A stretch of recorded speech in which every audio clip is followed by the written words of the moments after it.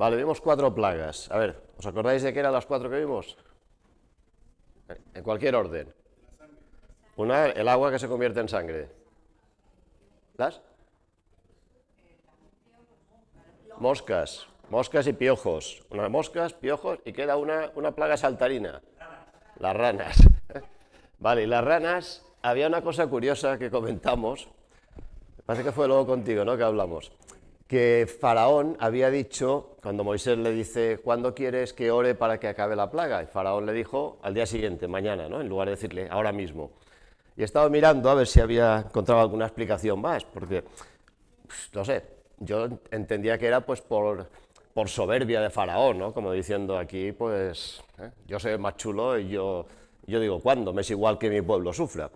Y bueno, he encontrado que sí, que esto sería un motivo, y quizás otro motivo podía ser que quizás pensaba que Moisés, la respuesta que esperaba era ahora mismo, inmediatamente, entonces él estaba preparado como para actuar inmediatamente, pues yo voy a decirle lo que no espera, para fastidiarle y que no pueda hacer el milagro, algo así. Pero bueno, sea como sea, pues hizo sufrir al pueblo inútilmente pues una serie de horas más hasta el día siguiente, ¿no? Pero bueno, esto es como todas las plagas, porque al fin y al cabo todas las plagas vinieron por la testarudez, por la arrogancia de Faraón. El pueblo sufrió las consecuencias de tener a este gobernante pues impresentable. Vale, pues seguimos entonces. Después de las moscas ya han cesado. Éxodo 9 nos dice, entonces Jehová dijo a Moisés, entra a la presencia de Faraón y dile, Jehová el Dios de los hebreos dice así, deja ir a mi pueblo para que me sirva, porque si no lo quieres dejar ir y lo detienes aún, he aquí la mano de Jehová estará sobre tus ganados que están en el campo, caballos, asnos, camellos, vacas y ovejas, con plaga gravísima. Y Jehová hará separación entre los ganados de Israel y los de Egipto, de modo que nada muera de todo lo de los hijos de Israel. Vale. Y Jehová fijó plazo diciendo, mañana hará Jehová estas cosas en la tierra. Al día siguiente Jehová hizo aquello y murió todo el ganado de Egipto, mas el ganado de los hijos de Israel no murió uno. Entonces Faraón envió, y aquí que del ganado de los hijos de Israel no había muerto uno, mas el corazón de Faraón se endureció y no dejó ir al pueblo. Una nueva plaga, esta vez es la plaga de la peste en el ganado. Moisés advierte a Faraón, vimos que había unas plagas que Moisés advertía, le decía a Faraón va a pasar esto si no deja salir al pueblo, y otras que eran sin previo aviso. Esta es de las que hay advertencia primero. Envía pues una peste sobre el ganado, posiblemente pues fuera anthrax o carbunco, que es una enfermedad así pues que afecta mucho al ganado. No sé si os acordáis que hace años ya, en Estados Unidos hubo un tiempo que enviaban sobres por correo con anthrax, no sé, que era muy contagioso, que era como una acción terrorista, ¿no?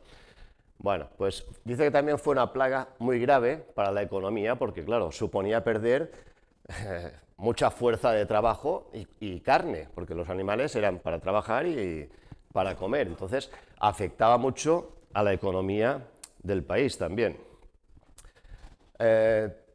Parece que no todo el ganado de los egipcios fue destruido, porque después más adelante en Éxodo 12, cuando se habla de los primogénitos, la muerte de los primogénitos, dice que también mueren los primogénitos del ganado, por lo tanto quedaba ganado. Esto de que todo el ganado posiblemente se refería al ganado que estaba en el campo, o sea, el que estaba en los establos, a resguardo, pues posiblemente no, y el que estaba en el campo, en las montañas, pues todo este sí que le afectó. O quizás también el todo puede ser como cuando nosotros decimos, por ejemplo, todo el mundo ha visto esta película.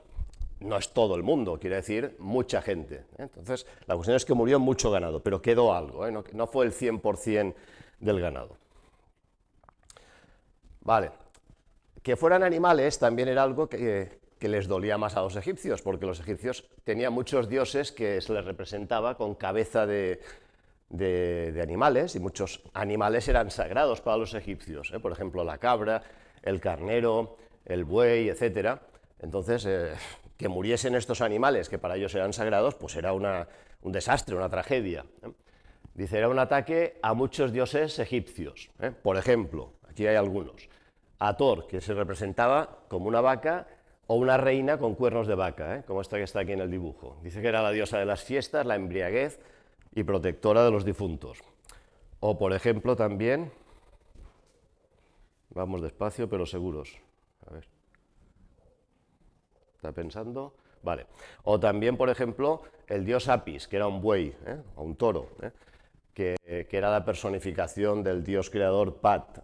El dios Cum, simbolizado por un carnero con cuernos, dios antiguo asociado al agua y a la fertilidad.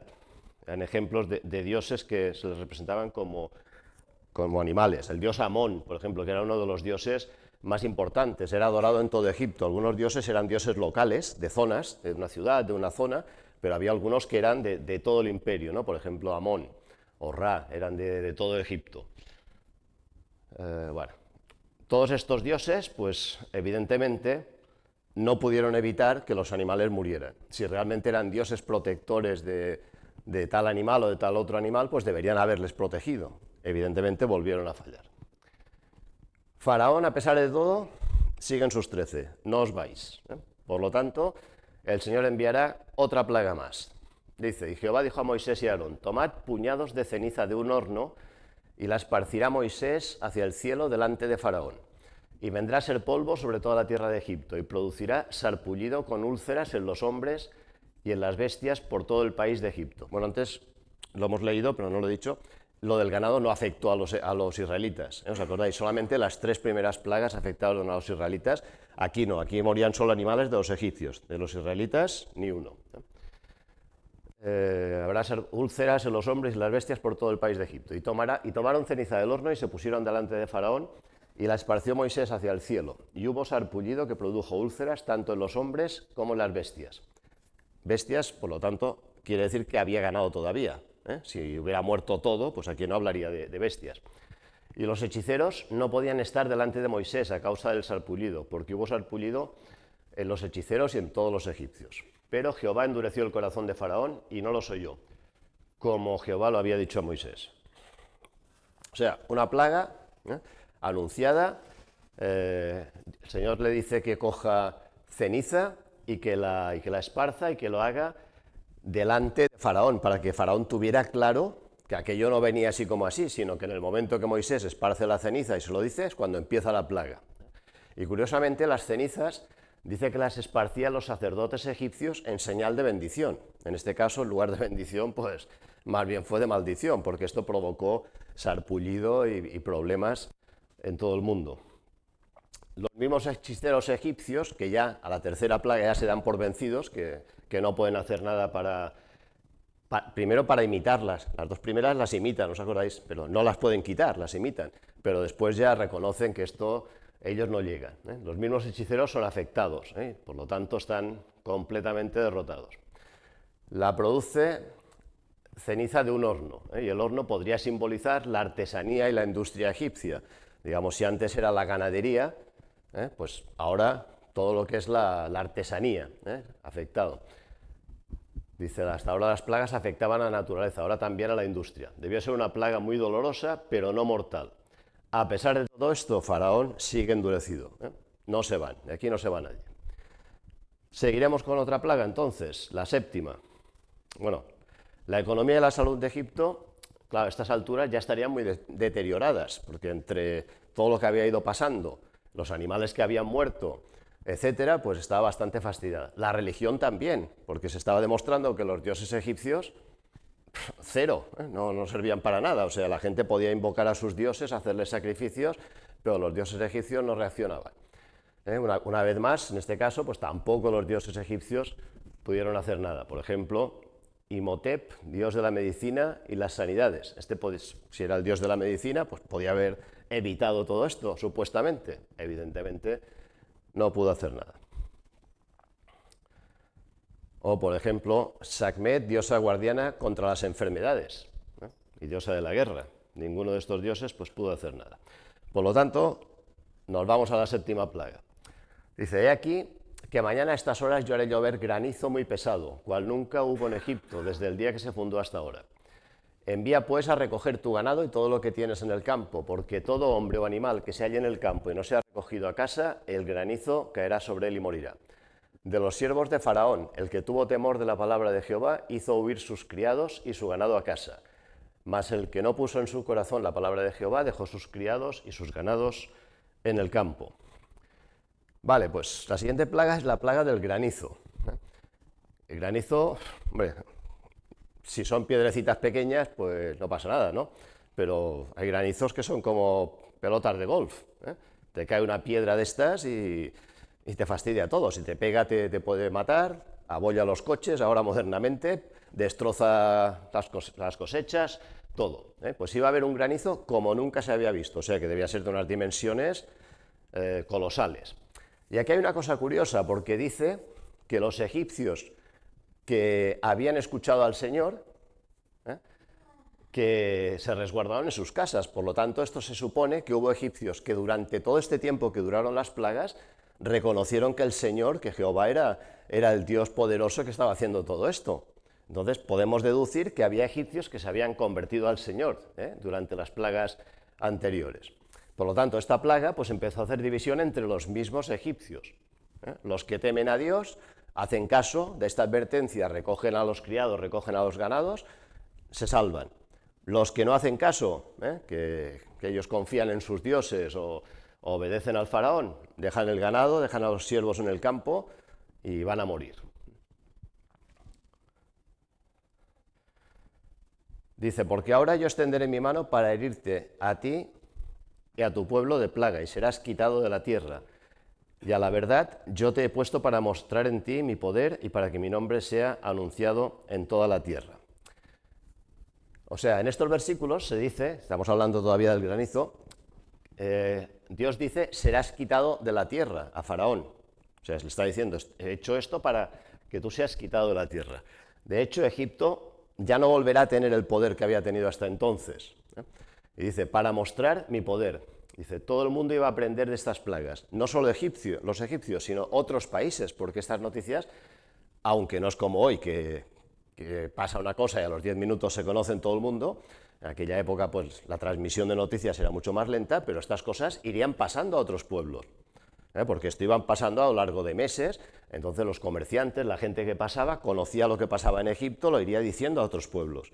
Mirad lo que pasa en Egipto, ha pasado esto, lo de más allá, la economía está hecha polvo, el campo, el ganado, o sea, hablaban, dicen que es el Dios de los hebreos que hace todo esto.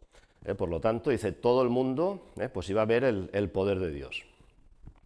Dice, y Moisés extendió su vara hacia el cielo, y Jehová hizo tronar y granizar, y el fuego descargó sobre la tierra. Y Jehová hizo llover granizo sobre la tierra de Egipto. Hubo pues granizo y fuego mezclado con el granizo, tan grande cual nunca hubo en toda la tierra de Egipto desde que fue habitada. Y aquel granizo hirió en toda la tierra de Egipto todo lo que estaba en el campo, así hombres como bestias. Asimismo destrozó el granizo toda la hierba del campo y desgajó todos los árboles del país. Solamente en la tierra de Gosén, donde estaban los hijos de Israel, no hubo granizo. O sea que debió ser un granizo enorme, unas piedras de hielo que dice que rompieron los árboles. Evidentemente la fruta que estaría en estos árboles pues se perdería, rompió la hierba y mató a todos los animales que estaban fuera. Y dice que cayó granizo y fuego. El fuego pues posiblemente serían tormentas, rayos eléctricos que causaron a lo mejor incendios. Y esto nos hace pensar, ¿no?, que a veces en una tormenta nos sentimos realmente indefensos, ¿no?, porque dices, ¿dónde me meto con estos rayos a veces que los tenemos encima y que hacen estos estampidos tan fuertes, ¿no? Por ejemplo, Lutero, sabéis que Lutero, un momento de su vida que decide hacerse monje es por una tormenta, porque estaba por el campo, le pilló una tormenta y pasó tanto miedo, estaba en un bosque, además en un bosque con los árboles pues es más peligroso porque atraen los rayos, que prometió que si salía bien de aquella tormenta se haría fraile. Entonces entró en los agustinos y ahí empezó pues su búsqueda, ¿no?, hasta que el Señor pues le mostró Romanos 5:1. Pero bueno, es un ejemplo, ¿no?, de lo indefensos que estamos, cuando hay granizo, cuando hay una cosa de estas. Destrozó cosechas y árboles. Más adelante, no lo hemos leído, pero en el versículo 31 y 32 dice que el lino y la cebada sí, que lo destrozó, pero el trigo y el centeno no. Entonces, por lo que dice aquí, se deduce que esto pudo pasar en febrero, porque es la época que el lino y el centeno pues es cuando están maduros. Entonces el trigo y el centeno todavía no han nacido. Entonces se salvaron por esto, parece ser. O sea que debió ser en febrero. No es que sea un dato muy importante, que al fin y al cabo no sé si igual si fue en febrero, fue en marzo o fue en diciembre, ¿no? Pero para hacernos una idea pudo ser sobre febrero más o menos. Vale, dice que estas tormentas no, eran prácticamente desconocidas en Egipto. Debe ser una tormenta descomunal. Y dice que la palabra trueno en hebreo significa literalmente voces de Dios. Por lo que los egipcios, cuando oían los truenos, realmente pues estaban escuchando el juicio de Dios, la voz de Dios señalándoles pues, el juicio sobre ellos. Y aunque una tormenta pues, no duró un día esta plaga, pero un día granizando y con truenos y relámpagos y todo esto puede hacerse muy largo, ¿no? Y pasar mucho miedo realmente en esta situación. Dice, hirió a los que estaban en el campo, tanto hombres como bestias, y solamente, como en las plagas anteriores, se salvó la tierra donde estaban los israelitas. Allí parece que había como una especie de cristal blindado, que protegía ese territorio y no entraba nada, ni los piojos, ni lo del ganado, el antrax, por ejemplo, ni el granizo, ni nada de esto. Hombre, esto ya tenía que ser una cosa bastante llamativa para los egipcios, ¿no? Que vieran que a nosotros nos afecta y a estos que están aquí a unos kilómetros no les pasa absolutamente nada. Una vez vale, pero que cada vez se repita, una vez puede ser casualidad, pero 2, 3, 4 veces que a ti te pasa y a ellos no, algo hay aquí. Por eso que muchos egipcios tal vez se convirtieron viendo estas maravillas. El Salmo 78 habla de esto. Dice, sus viñas destruyó con granizo y sus higuerales con piedra. Entregó al pedrisco sus bestias y a sus ganados ardientes relámpagos. Parece ser que hace referencia pues, a esta plaga del granizo. Y bueno, y aquí dioses que pudieron quedar en evidencia, pues por ejemplo, Horus, que era uno de los dioses principales, el iniciador de la civilización egipcia, que no podía hacer nada. Su, el dios del aire, y dador del cielo, o sea, el cielo estaba cayendo encima y este dios pues evidentemente no podía hacer nada. Y ahora se nos ha parado, pido un descanso. Ahora, Set, el dios de las tormentas, vaya, el dios de las tormentas y no puede parar la tormenta. O Neper, el dios de las cosechas de granos, que no pudo proteger las cosechas tampoco. En fin, todos los dioses egipcios, todos los ídolos egipcios, pues no tenían nada que hacer, evidentemente. Dice, entonces Faraón envió a llamar a Moisés y a Aarón y les dijo, he pecado esta vez, Jehová es justo y yo y mi pueblo impíos. Aquí Faraón dice, he pecado. Dice, orad a Jehová para que cesen los truenos de Dios y el granizo, y yo os dejaré ir y no os detendréis más. Y él respondió a Moisés, tan pronto salga yo de la ciudad, extenderé mis manos a Jehová y los truenos cesarán, y no habrá más granizo para que sepas que de Jehová es la tierra. Pero yo sé que ni tú ni tus siervos temeréis todavía la presencia de Jehová Dios. Entonces, Faraón reconoce, dice, Jehová es justo y yo he pecado. Claro, Faraón era muy de boquita, ¿no? Cuando había el problema, muy bien, pero después, de lo que he dicho, nada. Le pide a Moisés que ore. Él reconoce que esto viene de Jehová. Dice, estos truenos, esta tormenta de Jehová, lo reconoce. Y Moisés dice, vale, pues yo voy a orar, pero yo sé que tú realmente no estás convencido de lo que estás diciendo. Tú lo que tienes es miedo de la tormenta, pero no tienes temor de Dios realmente. Dice, y salió Moisés de la presencia de Faraón fuera de la ciudad, extendió sus manos a Jehová, y cesaron los truenos y el granizo, y la lluvia no cayó más sobre la tierra. Y viendo Faraón que la lluvia había cesado y el granizo y los truenos se obstinó en pecar y endureciendo su corazón él y sus siervos. Y el corazón de Faraón se endureció y no dejó ir a los hijos de Israel como Jehová lo había dicho por medio de Moisés. O sea que Faraón, una vez más, cuando la cosa se calma, nada de nada. Cuando está asustado, pues ora al Señor, yo soy malo, el Señor es bueno y tal, pero cuando la cosa acaba, ha pasado el peligro, pues ya está. Faraón temía la tormenta, pero no temía a Dios, era todo comedia para que pasase el problema. Bueno, dice, entonces vinieron Moisés y Aarón a Faraón y le dijeron: Jehová, el Dios de los hebreos, ha dicho así: ¿hasta cuándo no querrás humillarte delante de mí? Deja ir a mi pueblo para que me sirva.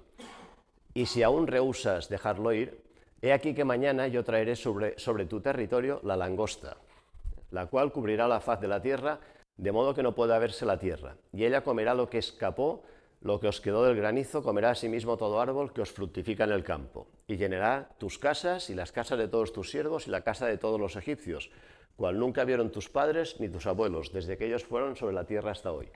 Y se volvió y salió de delante de Faraón. Octava plaga. Moisés le vuelve a advertir: ¿hasta cuándo? Dice: ¿vas a estar así sin dejarnos ir? Porque ahora lo que va a venir serán langostas. Las langostas no son las langostas estas de mar, que las calderetas de langostas famosas de Menorca, son la langosta tipo saltamontes, estos bichos que van en manadas y que cubren todo y, bueno, y arrasan con lo que hay. Y les advierte de esta plaga y le dice: lo que se ha salvado del granizo, lo poco que te queda, va a venir la langosta y se lo va a comer, si no. O sea que el país ya estaba hecho polvo y esto va a ser llover sobre mojado, digamos. Las langostas, dice, ya eran conocidas y temidas en Egipto y en muchos sitios. Entonces los siervos de Faraón, cuando oyen esto, le dijeron: ¿hasta cuándo será este hombre un lazo para nosotros? Deja ir a estos hombres para que sirva a Jehová su Dios. ¿Acaso no sabes todavía que Egipto ya está destruido? Y Moisés y Aarón volvieron a ser llamados ante Faraón, el cual les dijo: andad, servid a Jehová vuestro Dios. ¿Quiénes son los que han de ir? Moisés respondió: hemos de ir con nuestros niños y con nuestros viejos, con nuestros hijos y con nuestras hijas, con nuestras ovejas, nuestras vacas hemos de ir, porque es nuestra fiesta solemne para Jehová. Y él les dijo: así sea Jehová con vosotros. ¿Cómo os voy a dejar ir a vosotros y a vuestros niños? Mirad cómo el mal está delante de vuestro rostro. No será así. Id ahora vosotros, los varones, y servid a Jehová, pues esto es lo que vosotros pedisteis. Y los echaron de la presencia de Faraón.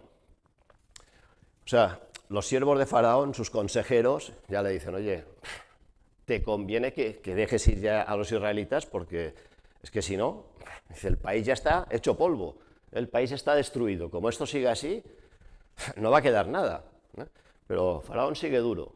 Dice: bueno, vamos a negociar. Y llama a Moisés y a Aarón. Dice: bueno, ¿quiénes tenéis que ir? Porque para los sacrificios muchas veces bastaban los hombres. En los templos y esto normalmente eran los hombres los que iban. Pero Moisés le dice: no, tenemos que ir nosotros, nuestros hijos, los mayores, los niños, el ganado, todos. Y Faraón no lo acepta. Dice: no, hombre, si estos se van con todo ya no vuelven. No. Por lo tanto, dice que no. Como dice que no, dice: extendió Moisés su vara sobre la tierra de Egipto, y Jehová trajo un viento oriental sobre el país todo aquel día y toda aquella noche. Y al venir la mañana, el viento oriental trajo la langosta. Y subió la langosta sobre toda la tierra de Egipto, y se asentó en todo el país de Egipto en tan gran cantidad como no la hubo antes ni la habrá después. Y cubrió la faz de todo el país y oscureció la tierra, y consumió toda la hierba de la tierra, y todo el fruto de los árboles que había dejado el granizo. No quedó cosa verde en árboles, ni en hierba del campo en toda la tierra de Egipto. O sea que durante un día y una noche sopla un viento del oriente, del este, y supongo que los egipcios ya se debían oler algo, ¿no? O sea, este viento que está soplando todo el día, nada bueno va a traer, seguramente. Y efectivamente, al día siguiente pues aparecen langostas, que dice en cantidad que nunca lo ha habido igual. O sea que cuando vemos estos reportajes o un documental en la tele, no sé si habéis visto alguna vez, esta nube que forman, que hay tantos y se posan y está todo espeso de langostas, pues lo de Egipto fue peor todavía. Dice que fue más de lo que ha habido, nunca habrá algo igual. Y que el viento soplara un día y una noche, pues nos hace pensar que las langostas vinieron de lejos. El Señor las trajo de lejos, lo cual nos recuerda que Dios es el Señor de todos los lugares, no solo de Egipto. Como en la antigüedad a veces se pensaban que un Dios era un Dios de un territorio, pero el Señor no es un Dios de un territorio. Igual que le pasó a Jacob, ¿os acordáis cuando hablábamos el año pasado con los patriarcas? Se sorprendió de que el Señor le seguía en todo su camino. Dijo: pues entiendo que el Señor es Señor de toda la tierra. Y aquí pues llegaron estas langostas y cubrieron todo Egipto. Dice: una langosta es capaz de comer su propio peso en alimento y en 1 kilómetro cuadrado puede haber 75 millones de ellas. En un territorio de un cuadrado de 1 kilómetro por 1 kilómetro puede haber 75 millones. Claro, si hubiera 4 o 5 las puedes matar, pero 75 millones en cada kilómetro cuadrado es una barbaridad. Claro, no dejaron nada verde. Toda la hierba, todos los brotes, todos los árboles se lo cargaron. Y bueno, y ya estaba fastidiado el granizo, o sea que lo que quedó del granizo, la langosta acabó con ello. Faraón era duro, porque consentía que el país se fuera, vamos, a la ruina total antes de escuchar al Señor. Entonces Faraón se apresuró a llamar a Moisés y a Aarón y dijo: he pecado contra Jehová vuestro Dios y contra vosotros, mas os ruego ahora que perdonéis mi pecado solamente esta vez y que oréis a Jehová vuestro Dios que quite de mí al menos esta plaga mortal. Y salió Moisés de delante de Faraón y oró a Jehová. Entonces Jehová trajo un fortísimo viento occidental y quitó la langosta y la arrojó en el mar Rojo, y una langosta quedó en todo el país de Egipto. Pero Jehová endureció el corazón de Faraón y éste no dejó ir a los hijos de Israel. Es la historia de siempre. Faraón, cuando se ve perdido: he pecado, pedid al Señor que lo quite, os dejaré ir y tal. Cuando la cosa se arregla, de aquí no se va nadie. Pero bueno, es la primera vez que Faraón reconoce que ha ofendido a Dios, porque claro, cada vez la cosa va increciendo, va a más. Él está viendo que esto puede acabar fatal, y confiesa su pecado. Bueno, y lo mismo que el viento le había traído, pues el Señor utiliza el viento para que se retiren también las langostas, porque todas estas plagas hasta ahora son cosas de la naturaleza. El Señor utiliza la naturaleza, lo que pasa que dijimos que eran milagrosas en el sentido de que empezaban cuando Moisés daba la orden de parte de Dios y acababan igual, y que eran en un grado grande, máximo, o sea, no era granizo normal, sino que era un granizo brutal de grande. Bueno, la lista de los dioses atacados con esta plaga, pues por ejemplo, Neper, el dios que protegía las semillas; Renenutet, la diosa de las cosechas, por decir algunos; Geb, el dios de la tierra; o Eket, diosa de la abundancia. Por ejemplo, son algunos de los dioses egipcios. Esta plaga atacó el corazón de la economía egipcia y a los grandes dioses que eran adorados en toda la nación a través egipcia, y a los cuales se les rendía culto con sus cosechas. Claro, una de las cosas que se solían hacer era llevar algo de la cosecha para los dioses, ¿no? Los sacrificios, las ofrendas. Claro, ahora se encontraban con que no tenían nada que ofrecer, no tenían nada ni para ofrecer ni para comer, porque estaba todo destruido. Dios acaba con la provisión del faraón y de Egipto en 2 días. La idolatría y el orgullo de ser poderosos fue devastada en poco tiempo. A veces la soberbia no conduce a nada, la cabezonería, ¿no? A veces nos empeñamos nosotros también en cosas y porque yo soy el más chulo y a seguir así, y al final llega un momento que tienes que decir: no puede ser, estoy haciendo aquí pues el ridículo. Y Faraón pues consintió a arruinar el país antes que bajarse, digamos, de su posición. Dios no solamente le estaba enseñando al pueblo egipcio que había un solo Dios, sino también al pueblo hebreo, que ya había olvidado quién era su verdadero proveedor. Claro, a la vez que los egipcios veían todo lo que pasaba, los hebreos veían que el Señor les guardaba. Entonces también los hebreos estaban viendo que Dios era pues bueno con ellos y que era realmente el Señor. Pasado el peligro, Faraón sigue sin dejar ir al pueblo hebreo. Una pregunta: ¿hacemos lo mismo? Cuando hay un peligro, todos corremos al Señor, ¿no? Señor, necesito tu ayuda, porque voy a empezar un trabajo, porque tengo una enfermedad, tengo un examen, lo que sea. Y cuando ha pasado el peligro y estamos bien, ya no te necesito. Ahora estoy bien, no hace falta nada. Faraón era así. No debemos ser como él, evidentemente. Bueno, y Jehová dijo a Moisés: estamos ya ante la 9ª plaga. Extiende tu mano hacia el cielo para que haya tinieblas sobre la tierra de Egipto, tanto que cualquiera las palpe, o sea, que casi se podían tocar. Y extendió Moisés su mano hacia el cielo, y hubo densas tinieblas sobre toda la tierra de Egipto por 3 días.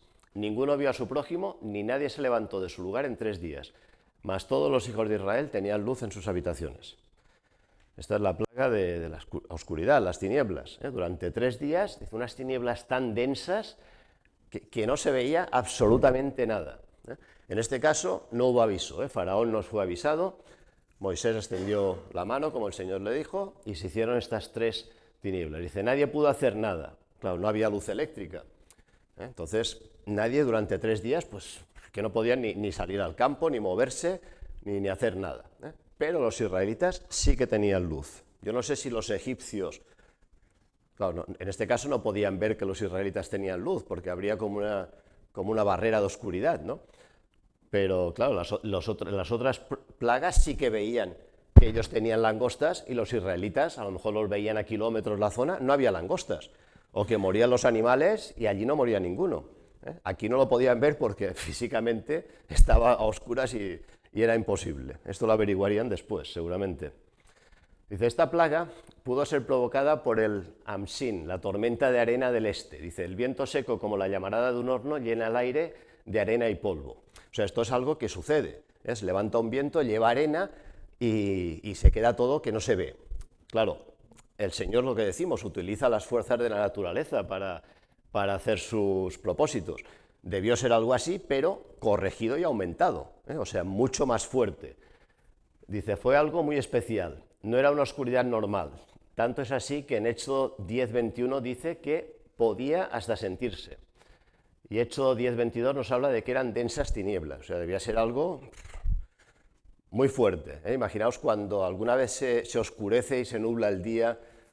Yo recuerdo creo que fue el 2007, no sé si estabais aquí, que hubo un tornado en Palma, no sé si estabais en el 2007, ¿no? Hubo un cat de Fibló, que se dice, un tornado que pasó, que levantó el techo del Palau d'Esports de Son Moix, por ejemplo, y en fin, hizo un recorrido y se veía todo por donde había pasado y lo que se había llevado. Pues yo recuerdo que a las 5 de la tarde se puso oscuro, que parecía no de noche, pero se puso oscuro, empezó a llover y viento, y impresionaba.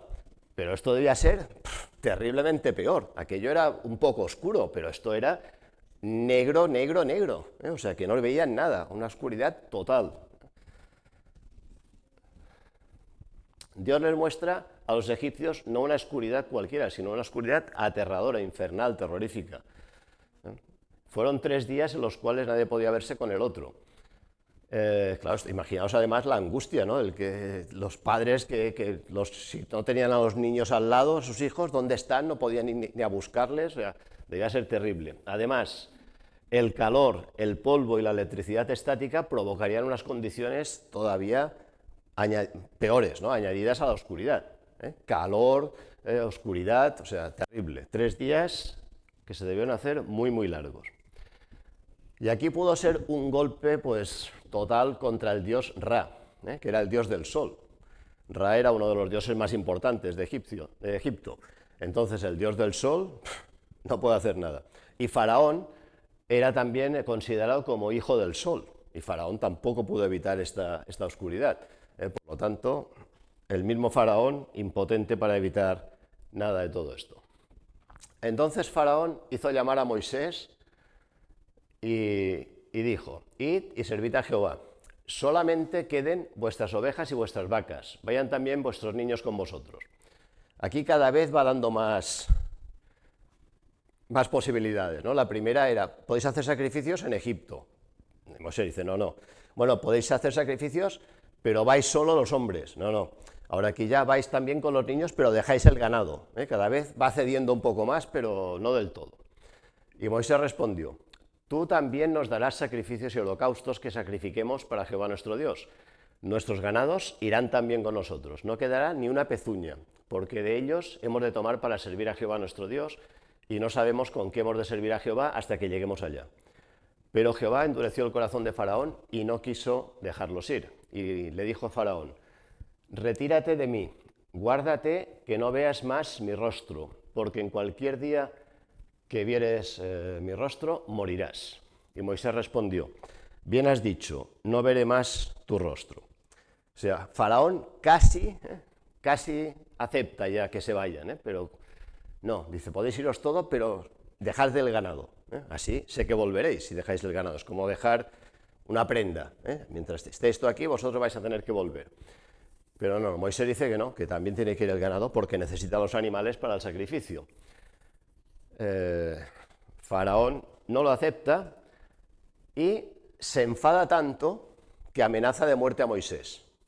Dice, que no te vuelva a ver, guárdate que no veas más mi rostro, o sea, que sea la última vez que te vea, no vuelvas a pedir nada más, porque si vuelves te mato, así de claro. O sea, Faraón ya estaba harto porque sabía que cada vez que venía Moisés era un problema, él no cedía a lo que el Señor le estaba pidiendo.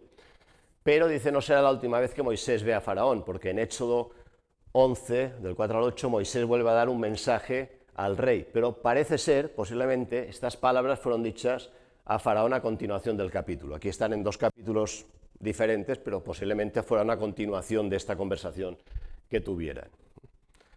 Pero bueno, aquí ya amenaza de muerte, no es ya me voy a enfadar, sino que si te vuelvo a ver, te mato, así de claro. Y Jehová dijo a Moisés, una plaga traeré aún sobre Faraón y sobre Egipto, después de la cual os dejará ir de aquí y seguramente os echará de aquí del todo. O sea, no solo os dejará ir, sino que os echará, os dirá, marchaos ya, pero rápido. Habla ahora al pueblo y que cada uno pida a su vecino y cada una a su vecina alhajas de plata y de oro. Y Jehová dio gracias al pueblo en los ojos de los egipcios. También Moisés era tenido por gran varón en la tierra de Egipto, a los ojos de los siervos de Faraón y a los ojos del pueblo. Bueno, pues el Señor anuncia ya la última plaga, la muerte de los primogénitos, la que va a ser la definitiva. Y después de esto ya dice, saldréis, Faraón os dejará ir, no solo os dejará ir, sino que os pedirá por favor que os vayáis. Ya no querrá ni veros. Y además dice que pida cada uno a su vecino joyas, pedir joyas, alhajas, y el Señor dice que dio gracia a los israelitas a los ojos de los egipcios y ellos les dieron oro, plata, que todo esto serviría, pues, como habíamos dicho, para compensar un poco todos los años de esclavitud, aunque eso no se puede pagar, digamos, y para después utilizar todo este oro, todas estas joyas, en el servicio al Señor. Por ejemplo, más adelante, cuando se hace el tabernáculo, pues se utilizarán todas estas joyas. También cuando hacen el becerro de oro, también es cierto. Dijo pues Moisés, Jehová ha dicho así, a la medianoche yo saldré por en medio de Egipto, y morirá todo primogénito en tierra de Egipto, desde el primogénito de Faraón que se sienta en su trono, hasta el primogénito de la sierva que está tras el molino, y todo primogénito de las bestias. Y habrá gran clamor por toda la tierra de Egipto, cual nunca hubo, ni habrá, ni jamás habrá. Pero contra los hijos de Israel, desde el hombre hasta la bestia, ni un perro moverá su lengua, para que sepáis que Jehová hace diferencia entre los egipcios y los israelitas. Y descenderán a mí todos estos tus siervos, e inclinados delante de mí dirán, vete, tú y todo el pueblo que está debajo de ti, y después de esto yo saldré. Y salió muy enojado de la presencia de Faraón. Y Jehová dijo a Moisés, Faraón nos oirá, para que mis maravillas se multipliquen en la tierra de Egipto. Moisés y Aarón hicieron todos estos prodigios delante de Faraón, pues Jehová había endurecido el corazón de Faraón y no envió a los hijos de Israel fuera de su país.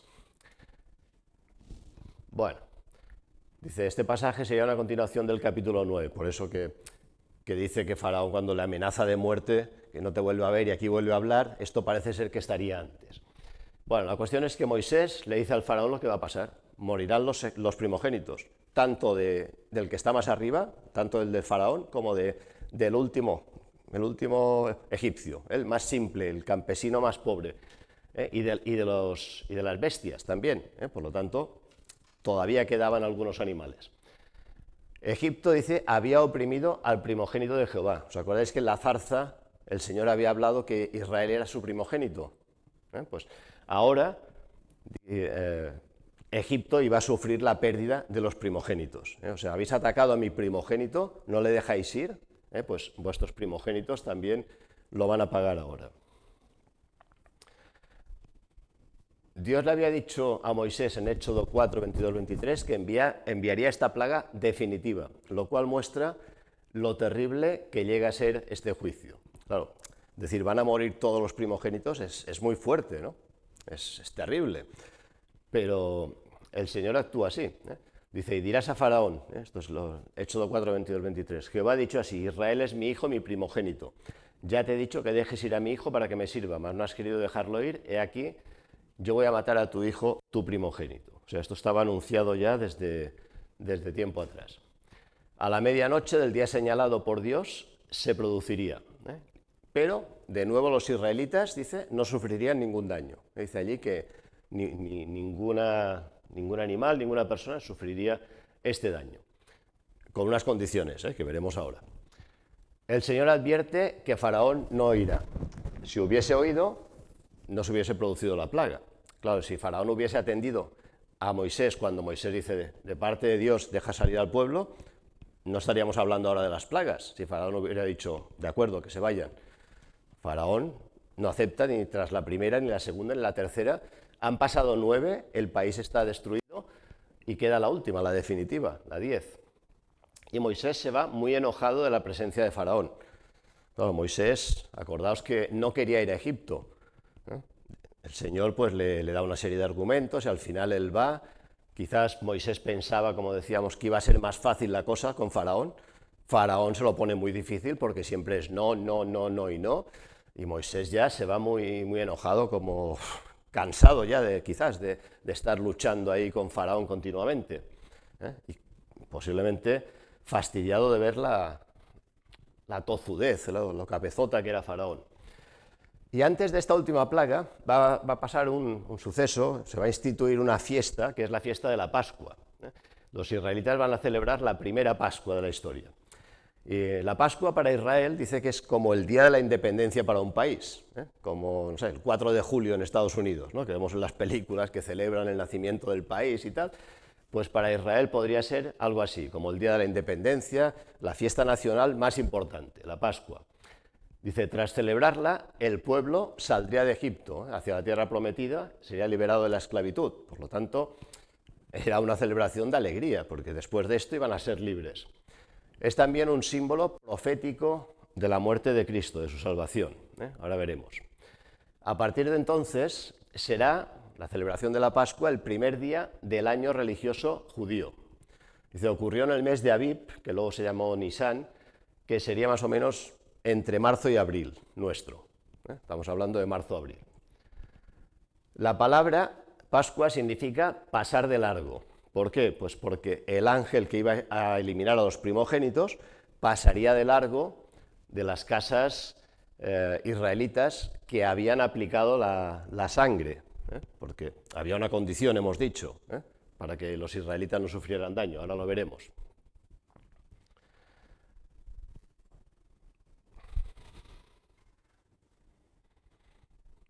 Vuelve a descansar.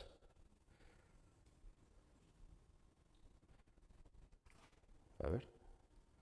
Vale, sí. Bueno, dice, habló Jehová a Moisés y a Aarón en la tierra de Egipto diciendo, este mes os será principio de los meses, para vosotros será este el primero de los meses del año. Hablad a toda la congregación de Israel diciendo, en el 10 de este mes tómese cada uno un cordero, según las familias de los padres, un cordero por familia. Mas si la familia fuere tan pequeña que no baste para comer el cordero, entonces él y su vecino inmediato a su casa tomarán uno, según el número de personas, conforme al comer de cada hombre, haréis la cuenta sobre el cordero. El animal será sin defecto, macho de 1 año, lo tomaréis de las ovejas o de las cabras, y lo guardaréis hasta el día 14 de este mes. Y lo inmolará toda la congregación del pueblo de Israel entre las 2 tardes. O sea, primero de todo, dice cómo tenía que ser el cordero. Dice, tenéis que elegir un cordero, tiene que ser macho y de 1 año. O sea, que está ya en la plenitud, digamos, no es un bebé, ni es viejo, que está en la plenitud de la vida. Tiene que ser sin defecto. No valía decir, voy a coger este que está medio ciego, que no camina. No, tenía que ser un cordero perfecto, digamos. Y para asegurarse de que fuera sin defecto, lo tenían que guardar 4 días, del 10 al 14, para observar que realmente era un cordero tal como tocaba según estas instrucciones. Podía ser de las ovejas o de las cabras, aunque con el tiempo se hizo pues como una tradición que fuera siempre una oveja, pero podía ser oveja o cabra. Deberían tomarlo el día 10 Y este cordero, evidentemente, pues es un símbolo de Cristo, el cordero de Dios que quita el pecado del mundo, porque este cordero iba a morir, digamos, en sustitución de los primogénitos hebreos. Veremos cómo era la cosa. Si un cordero no bastaba para una familia o era demasiado, pues tenían que juntarse dos familias. Quizás una familia eran solo dos personas, en un cordero no nos lo vamos a poder comer entre dos. Y al lado había otros que eran dos más o tres, pues se juntaban las dos familias y se comían el cordero. Tenían que hacer el cálculo así para que no sobrara. Y todo el pueblo tenía que sacrificarlo entre las dos tardes, o sea, más o menos al mismo tiempo. Todo el mundo lo tenía que sacrificar a la vez. Bueno, una vez que lo sacrifican, dice, y tomarán de la sangre y la pondrán en los dos postes y en el dintel de las casas en que lo han de comer. Y aquella noche comerán la carne asada al fuego y panes sin levadura. Con hierbas amargas lo comerán.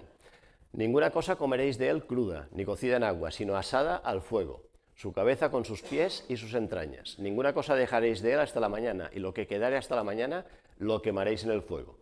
Y lo comeréis así, ceñidos vuestros lomos, vuestro calzado en vuestros pies y vuestro bordón en vuestra mano, y lo comeréis apresuradamente. Es la Pascua de Jehová. Vale, pues aquí hay unas condiciones ya un poco curiosas, ¿no? La primera es que con la sangre del cordero tenían que pintar los postes, las dos columnas, digamos, de la puerta y el dintel, la parte de arriba. La sangre en sí no era nada, no es que la sangre fuera mágica, ni nada, eso era simplemente una cuestión de fe. O sea, ¿tú crees que el Señor te va a guardar si haces esto? Sí, pues hazlo. ¿No lo crees? Pues no lo hagas y atente a las consecuencias. Pero era una cuestión de fe. El Señor está diciendo que hagáis esto. De esta manera, vuestros primogénitos no van a tener ningún problema, ¿no? Y esto nos recuerda que la sangre de Cristo es la que nos salva, la que nos libra pues, del poder del pecado. La gente tenía que quedarse en las casas, donde estarían protegidos por la sangre. Ese día no podían estar de paseo, comprando, no, tenían que estar en la casa. El cordero lo tenían que cocinar también con una serie de condiciones. Se tenía que asar, no se podía hacer cocido, ni crudo, evidentemente, tenía que ser asado. Tenían que comer panes sin levadura. La levadura hace pues, que la masa leude y que el pan suba, ¿no? Debían ser panes muy planos también. Y con hierbas amargas. Que fuera asado pues, podría simbolizar el sufrimiento de Cristo en el futuro. Las hierbas amargas pues, significan el sufrimiento pasado en Egipto, que podía ser vencido con el dulzor relativo de la carne. También simbolizan a Cristo como nuestro alimento. ¿Y qué eran hierbas amargas? Pues podían ser lechuga, endivia, chicoria, raíces secas, pimienta, diente de león, hierbas de estas. No se da una receta aquí de cómo lo tenían que cocinar exactamente. O sea, supongo que cada uno podría hacer variaciones. A lo mejor uno pondría con lechuga y otro pondría con pimienta. O sea, tenía que ser hierbas amargas, panes sin levadura y tenía que ser asado. Dentro de esto, pues me imagino que habría pues, una cierta libertad y habría una cierta variación. Los panes sin levadura, la levadura es lo que hace fermentar la masa, entonces los panes sin levadura simbolizan una vida íntegra, que no hay nada en nuestras vidas que nos da apariencia, pero que realmente no es nuestro, no es bueno, digamos. Y también era una enseñanza de que iban a salir pitando, de que iban a salir corriendo, que no tenían ni tiempo de dejar que la masa estuviera con levadura, porque eso necesita de 3 a 5 horas. Era como decir, no hay ni tiempo para preparar esto, porque vais a salir disparados. En cuanto se dé la orden, tenéis que salir todos de Egipto y vamos, sin perder un segundo. No se podía quebrar ningún hueso del cordero, esto lo dice más adelante en el versículo 46. Se comerá en una casa y no llevarás de aquella carne fuera de ella, ni quebraréis hueso suyo. Dice, esto también se cumplió cuando Jesús fue crucificado. ¿Os acordáis? Que a los ladrones les cortaron las piernas, les rompió las piernas, porque no estaban muertos para que murieran antes, y Jesús, como ya había muerto, pues no se las cortaron. Y se cumple la profecía esta, que ningún hueso suyo fue quebrado. Y si sobraba algo del cordero, se tenía que quemar, no se podía tirar ni nada. Y luego se tenía que comer con prisas. Vaya, esto parece como un fastidio, ¿no? Porque nos gusta, yo qué sé, en Navidad, por ejemplo, vamos a hacer una cena y nos sentamos con tranquilidad y vamos a estar aquí un par de horas y sobremesa y bien tranquilos, ¿no? No, pues aquí hay que comer con prisas, preparados para partir, lo cual nos recuerda que nosotros aquí estamos de paso, somos peregrinos, ¿no? Que no es nuestra tierra realmente. Vestidos para salir a la calle, nada de con ropa de estar por casa, con el batín y cómodo, no, no, ropa para salir a la calle. Enseguida y deprisa, con las sandalias bien atadas. No puedo estar con las zapatillas, que es más cómodo. No, con los zapatos y atados, preparados para salir corriendo. Dentro de la casa y todo era distinto de lo habitual. Y con el bastón a mano, a lo mejor no en la mano, pero preparado para cogerlo porque hay que salir. En cualquier momento se da el toque de alarma y hay que salir. La carne del cordero, dice, les daría fuerzas para emprender el largo viaje que tenían por delante. Ellos no lo sabían, pero les quedaban 40 años de ir por el desierto. En principio no tenía que haber sido tanto, pero las cosas luego se complicaron. Cristo es nuestro alimento espiritual, y las instrucciones para celebrar la Pascua están aquí, pero luego se repiten en el Sinaí, Levítico 23, y en la llanura de Moab, en Deuteronomio. 2 veces más se vuelven a repetir. Y esta es una fiesta, pues, para los judíos, pues, de las principales, de las más importantes, que siguen celebrando. Bueno, continúa Éxodo 12, dice, pues yo pasaré aquella noche por la tierra de Egipto y heriré a todo primogénito en la tierra de Egipto, así de los hombres como de las bestias, y ejecutaré mis juicios en todos los dioses de Egipto, yo Jehová. Y la sangre os será por señal en las casas donde vosotros estéis, y veré la sangre y pasaré de vosotros, y no habrá en vosotros plaga de mortandad cuando hiera la tierra de Egipto.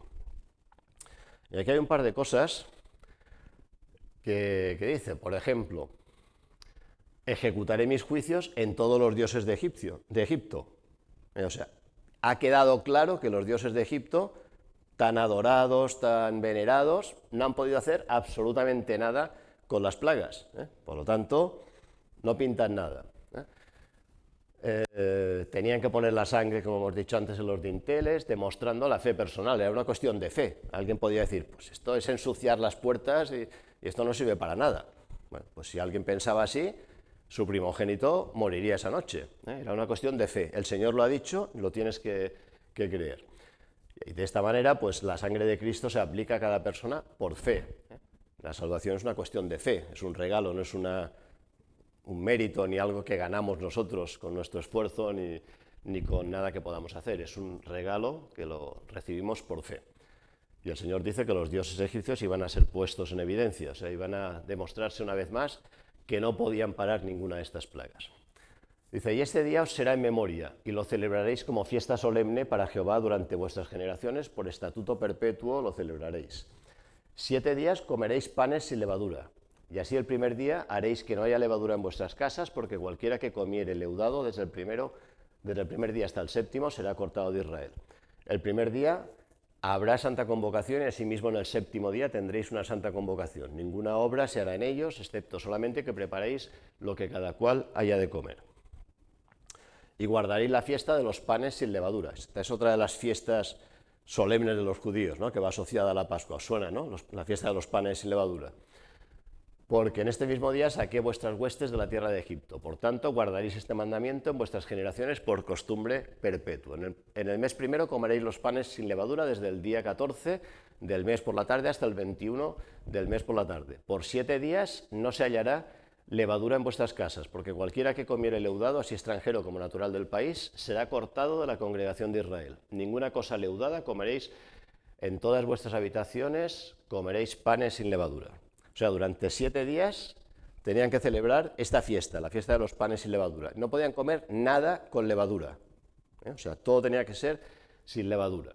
La levadura nos recuerda el pecado. Dice, bueno, lo que hemos dicho, que iban a salir tan rápido que la levadura no tenía tiempo de hacer efecto. No podían perder más tiempo. Y lo iban a hacer durante 7 días. El que comiera algo con levadura, dice que sería cortado de la congregación, o sea, echado. Dice, incluso si era extranjero. Y los extranjeros y jornaleros y siervos también podían participar, luego en el versículo 48 lo dice, pero antes debían ser circuncidados si querían participar de la fiesta. Dice, y cuando os dijeren vuestros hijos, ¿qué es este rito vuestro? Vosotros responderéis, es la víctima de la Pascua de Jehová, el cual pasó por encima de las casas de los hijos de Israel en Egipto, cuando hirió a los egipcios y libró nuestras casas. Entonces el pueblo se inclinó y adoró. O sea que esto lo tenían que enseñar también a sus hijos, ¿eh? No era solo una tradición, una cosa bonita del folclore, sino que tenían que enseñar a sus hijos. Cuando preguntasen, ¿y por qué estamos comiendo una semana este pan? Es mejor el pan con levadura, a lo mejor decían los niños. ¿Por qué tenemos que comer, en lugar de comer pasteles y cosas para celebrar una fiesta, comemos panes sin levadura, ¿no? ¿Por qué? Los padres les explicaban, pues mira, pues esto fue porque el Señor lo mandó así cuando salimos, o nuestros antepasados salieron de Egipto y salieron pues porque el Señor envió las plagas, etcétera, etcétera, todo esto. El Cordero fue la víctima de la Pascua, por eso luego Jesús fue el Cordero de Dios que quita el pecado del mundo, y en adelante pues debían explicar el significado de esta fiesta a sus hijos. Igual que nosotros, pues como padres cristianos, pues tenemos la obligación de explicar a nuestros hijos nuestra fe. Es algo que es responsabilidad de los padres, no de la escuela dominical, ni del colegio, ni de un amigo, sino que es responsabilidad nuestra. Y quizás, no lo toméis como una cosa 100% segura, pero algunos opinan que quizá la costumbre de orar antes de comer pues viene de este momento del pueblo de Dios, de cuando se celebró la Pascua, de dar gracias por lo que el Señor iba a hacer. Tal vez viene de aquí. Bueno, dice, y los hijos de Israel fueron e hicieron puntualmente así, como Jehová había mandado a Moisés y a Aarón. Bueno, pues otras veces no habían escuchado cuando Moisés les hablaba, pero esta vez hicieron caso, obedecieron a lo que había dicho Moisés, confiaron en el Señor y eso les llevó, pues, después, en el futuro, a la liberación. Dice, lo que se destaca en este texto es la diferencia entre obedecer al Señor y no obedecerle. Faraón rechazó e Israel obedeció. Este pasaje nos revela, entre muchas cosas, que lo trascendente no es entender la voluntad de Dios, sino primeramente obedecerla. Claro, a lo mejor había israelitas que podían decir, yo es que no lo entiendo esto, no lo entiendo. ¿Cómo la sangre va a proteger a mi hijo? No lo entiendo. Bueno, no era tanto que lo entendieran, sino obedecer al Señor. Porque el Señor lo dice, o sea, es la sangre. Podía haber sido otra cosa, la sangre en sí no protegía de nada. Era la sangre de un animal. Pero la fe que tú tenías en confiar que el Señor lo había dicho y que no iba a pasar nada, pues era lo que realmente te protegía.